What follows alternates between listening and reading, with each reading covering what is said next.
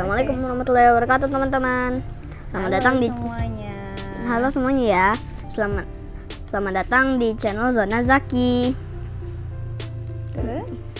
Terus kali ini kita mau baca buku PJB seperti waktu itu.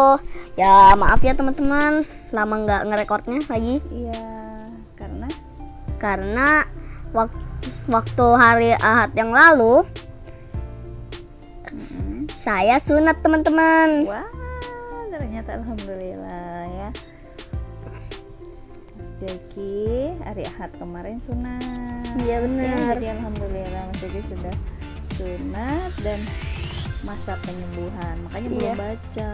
Karena kalau baca tuh kayak riuh gitu ya kan. Iya benar.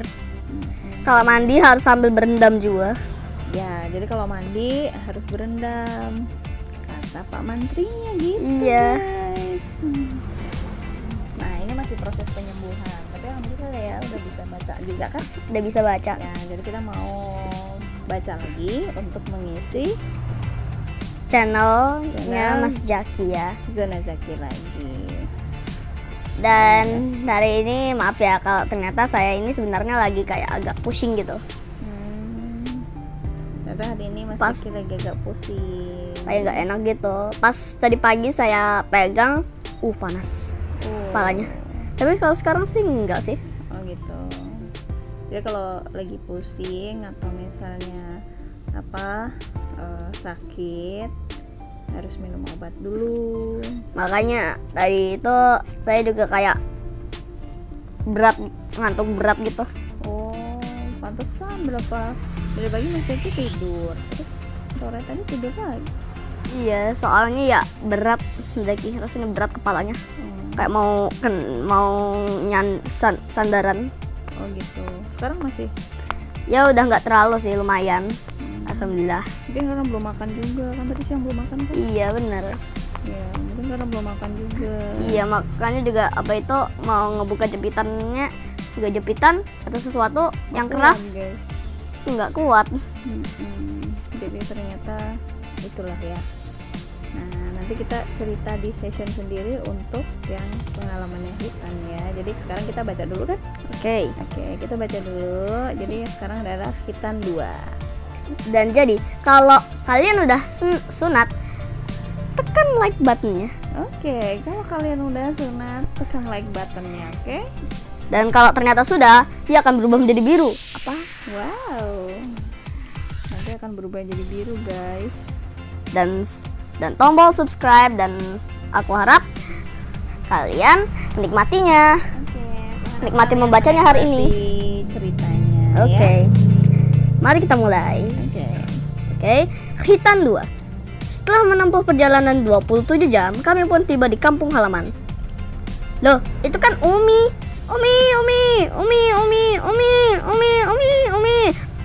Kevin. Banyak yang manggil. Rame banget. Umi.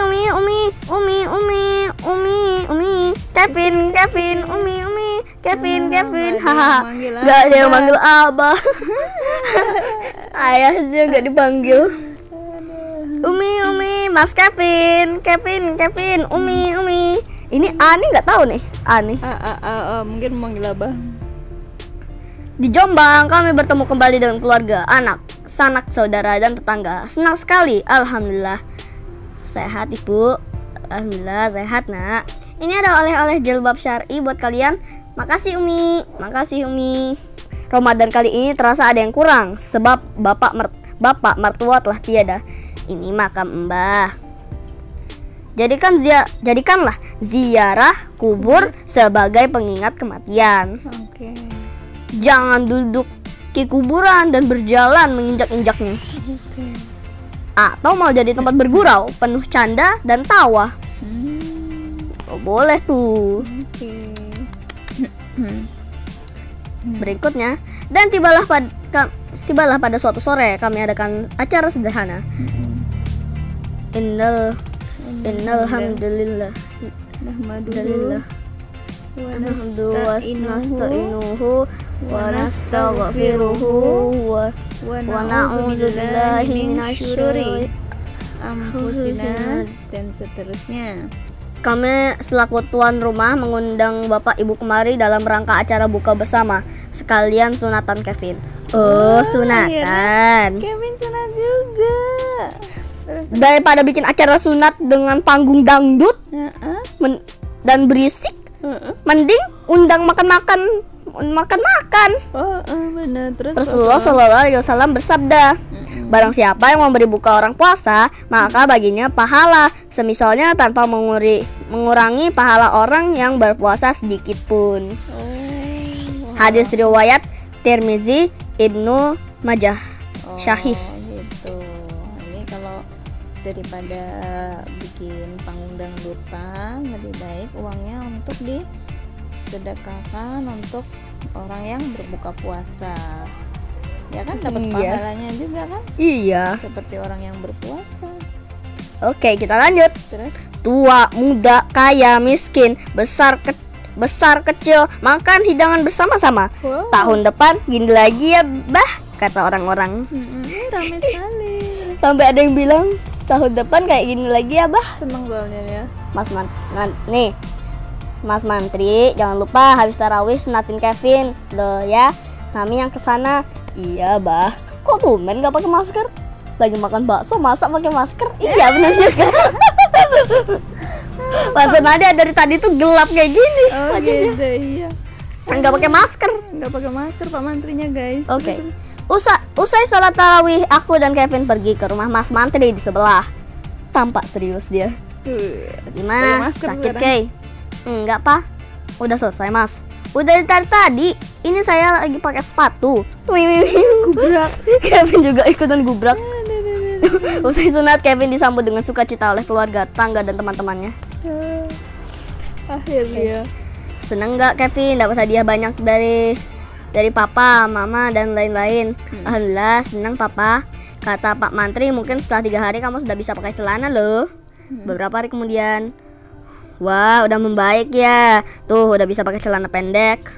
Coba papa periksa lukanya. Udah kering apa belum?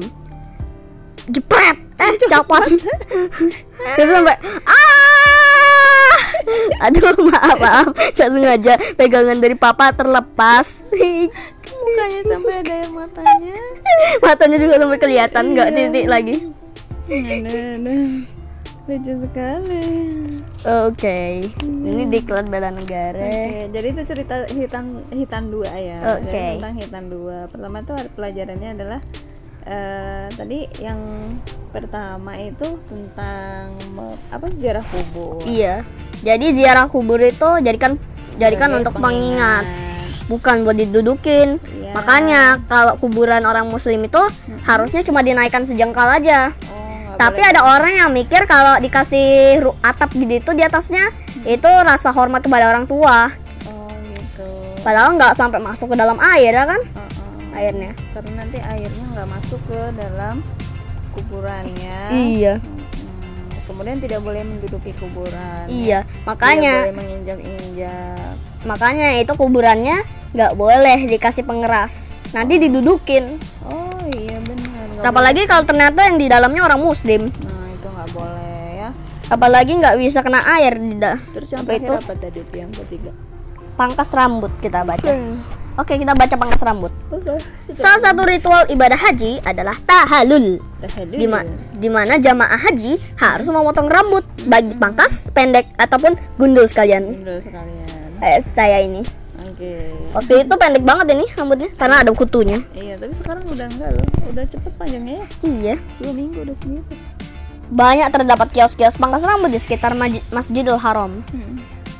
Sir, tukang cukur di sini kebanyakan orang India atau Pakistan, sebangsa Shah Rohan, Salman Khan, Amir Khan. Over here, tahallul ya akhi. Tafadhal haji. Syukron. Rata-rata hasil cukurannya gundul pelontos. Gundul kinclong. Gundul kinclong, guys. Terus. Kayak aktor Hollywood Vin Diesel. Oh, iya kah? Come in please. Waduh, gimana bilangnya ya supaya aku nggak digundulin? Kalau aku sampai gundul pelontos, bisa-bisa aku dikira mirip aktor Hollywood Vin Diesel. Tuh kan? Bahkan iya ini abah ya. Bahkan anak-anak sampai gitu pas ngeliat aktor Hollywood Vin Dieselnya. Oke. Sepertinya mereka bisa bahasa Inggris dan Arab. Oh gitu. Oke. Please sit down, tafadhal. Thank you. Oke. Dengan bahasa Inggris acak adut, aku coba jelaskan. Please cut my hair, but not too short. Do you understand? Yes, sir. Okay. Saat aku sedang dicukur oleh Mr. Kach Hotahai ini, lalu masuklah orang Indonesia yang duduk di sisiku. Trik. Tafadhal ya akhi ijlis. Tanpa babipu, langsung aja disikat. Bzz. Wah, kok langsung digundul. Sembarangan ya. Siapa yang minta digundul? Orangnya nggak ngerti apa yang dia bilang. Soalnya pakai bahasa Indonesia. Lihat ya kepalanya gede. Di sebelah kanan doang. Harusnya si bapak itu jangan pergi sambil marah-marah pula. Lebih baik itu cukurnya diselesaikan gundul sekalian. Lebih bagus daripada keluar kios dengan rambut separuh kayak gitu. Aduh. Mengingatkanku pada potongan rambut pemain bola terkenal. Abah kan? Iya, ini abah ya. Terus? Terkadang memang tidak semua yang kita mau kita dapatkan, begitu pula dalam hal memotong rambut. Kalau hasilnya bagus, alhamdulillah. Kalau jadi jelek ya bersabar. Gimana rambutku baruku mah?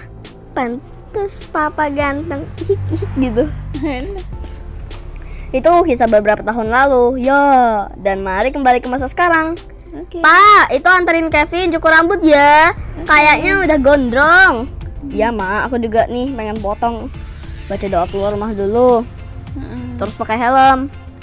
Tempat pangkas rambutnya kan deket pak. Papa, kenapa kita harus memakai helm segala? Klik. Sebab kata Pak Polisi, jarak dekat nggak bikin aspal jadi empuk. Asyik cuy, boing. Asoy boing, kayak kasur. Kami berdua pun berangkat. Buka pak, buka tuh Kay. Assalamualaikum. Alhamdulillah nggak antri. Ini adalah tempat pangkas rambut langganan kami. Seperti biasa, jika kursi kosong, maka pelanggan bisa segera menduduki kursi begitu. Begitu pula Kevin yang segera duduk di kursi tersebut. Akan tetapi tiba-tiba, "Antar!" Apa itu? Orangnya teriak, "Bentar!" Kalau buat anak kecil pakai kayu dulu. Tukang cukurnya ganti. Ini orang baru galak banget. Padahal tukang cukur biasanya ramah. Ini dipotong pendek ya mas. Model agak cepak gitu loh. Yang jelas pendek atau cepak. Cepak pendek gitu deh. Situ tahu nggak cepak tuh gimana? Loh, kok Esmoni sih?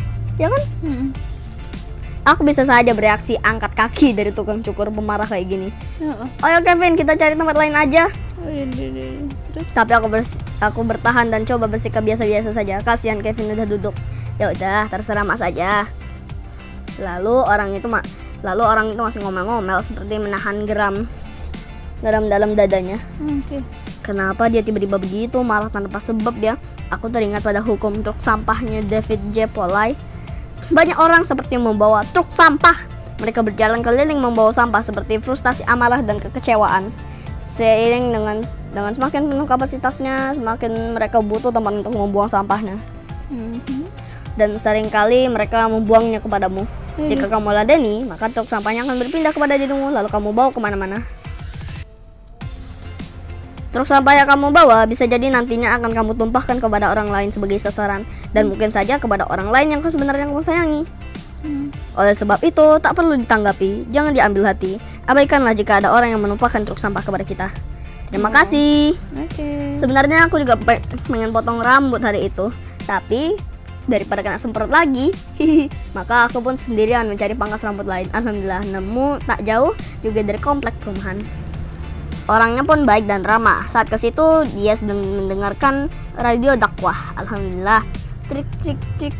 Senang dengar radio dakwah, Pak? Iya, suka. Lebih nambah manfaat. Gimana hasil cukuranku? Cie, Papa cie. Wah, Papa cukuran model baru ya? Pantas begini. Kok Papa begini kok, Pak? lebih rapi ya, Ma. Alhamdulillah. Kalau dibilang pantas begini, aku bosan model potong mohawk lagi. Udahan dulu ya komiknya. Dadah. Bye. And oke, kita coba ke coret-coret terakhirnya. Ini Obat ada ganteng. lagi nih, obat ganteng guys. Tuh. Sampai kantor, muka kotor, maka siapkan obat ganteng. Celing.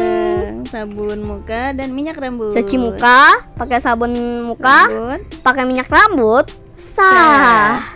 Tiap hari begitu, cuci muka, pakai minyak rambut, usapkan ke rambut. Sah. Tapi kadang suka salah urutan, pakai minyak rambut buat cuci muka. Kok berminyak gini? Minyak rambut Dari cuci Ustadz muka. Ami Nur Bait. Ada pepatah Arab, manusia disebut insan. Manusia karena insan pelupa. Hati disebut kolab. Hati karena sifat takolub, mudah berubah. Maafkan jika ada salah.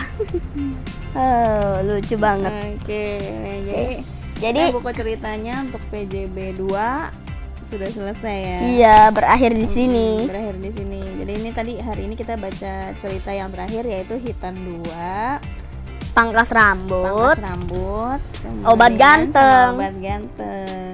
Nah, Asli guys, yang obat ganteng tuh lucu banget. oke. Terus? Nanti berikutnya kita bakalan ngerekordnya yang satu. PJB 1. Oke, nanti selanjutnya kita akan record yang PJB 1 ya guys. Oke. Kita bakalan mulai dari ngerekam. awal gitu. Iya. Oke, semoga kalian menikmati. Semoga kalian menikmati ceritanya Oke. dan Sampai jumpa. sampai jumpa di episode berikutnya. Dadah. Assalamualaikum. Assalamualaikum warahmatullahi wabarakatuh. Bye.